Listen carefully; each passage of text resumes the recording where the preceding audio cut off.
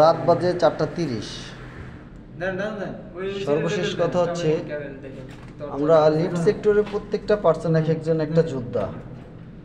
ক্লায়েন্টকে কথা দিছি আমরা সময় মতো বুঝিয়ে দেবো। আজ কয়েকদিন খুব পরিশ্রম করতেছি, হাড় ভাঙা পরিশ্রম। আমাদের এই সেক্টরে অনেক পরিশ্রম, কিন্তু সেই অনুযায়ী কাজ হচ্ছে না। আমাদের পারিশ্রমিক কম, সেটার দিকে কেউই তাকায় না, কিন্তু সবাই সবার দায়িত্ব নিয়ে ব্যস্ত আছে। সকাল 10টা থেকে শুরু করছে, এখন রাত্র 4:30 বাজে, এখনো চলতেছে।